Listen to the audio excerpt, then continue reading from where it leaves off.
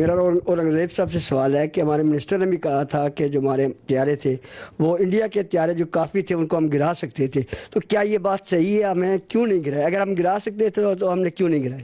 جی sir. دیکھیے I did mention escalation management and how you envisage and you plan the whole conflict. It is not reactive, it's proactive hota hai. So it is not also trigger happy also.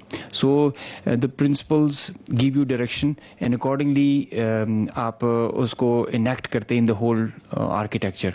It's not firing at will. There is a prudent thought and a strategy behind it. Yes, we could have fired more. Yes, we could have had PATI along with Navy, but there is a greater design behind it. اور ہم ایک بڑی constraints کا مظاہرہ کرتے ہیں because there is اس میں ایک sanity prevail کرنی چاہیے. At least one side should practice it.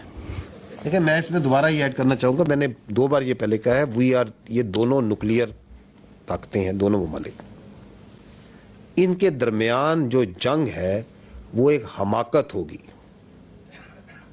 3 word میں نے استعمال کیے: ایبسرڈ، انکنسیویبل، شیئر اسٹوپڈیٹی. اب اگر اس میں سے ایک پارٹی جون سی ہے وہ اپنے کسی وجوہات کی وجہ سے، کسی گھمنڈ کی وجہ سے، کوئی اپنی پولیٹیکل اس کی اپنی کوئی خواہشات ہیں جن کو اچیو کرنا چاہتا ہے، we don't want to get into their.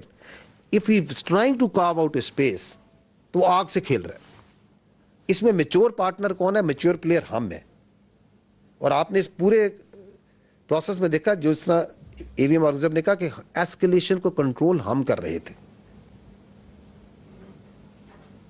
And the world knows it that how responsibly, how much with restrain. اگر آپ نے میری بات چیت سنی، ہم نے کہا we acted in a very deliberate, precise but restrained manner.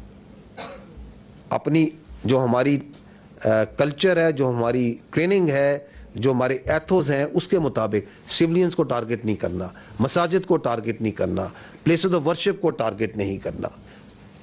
صرف اس کو ٹارگٹ کرنا ہے جو ہم پہ حملہ آور ہوا ہے. تو there is lot that is at play. You are not a trigger happy army. We are a peace loving nation. We want peace within and without. ہم صرف اگریشن کو جواب دیتے ہیں اور پھر ٹکا کے دیتے ہیں تاکہ کسی کی دوبارہ مجال نہ ہو ہماری طرف آنکھ اٹھانے کی. ہوگی تو پھر ہم آنکھ نکالیں گے. میرا سوال یہ ہے کہ بھارت اور پاکستان دونوں ایک دوسرے پر دہشت گردی کے الزامات لگا رہے ہیں، تحفظات ہیں، تو یہ الزامات یا تحفظات کیسے دور کیے جا سکتے ہیں؟ مل بیٹھ کر کردار ادا کرنا چاہیے دونوں ممالک کو. اور دوسرا سوال میرا یہ ہے کہ اگین اگر مطلب اس طرح ڈرون آتے ہیں تو گرانے کے لیے کیا عمل ہے؟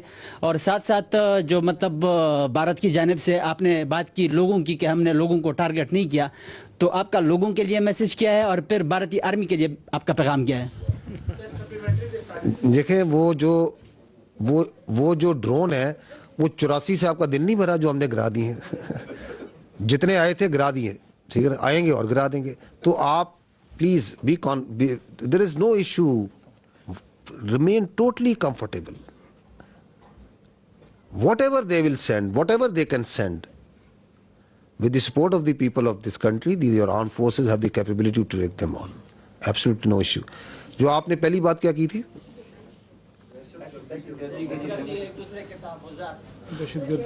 You see, we have to first this issue of the scourge of terrorism.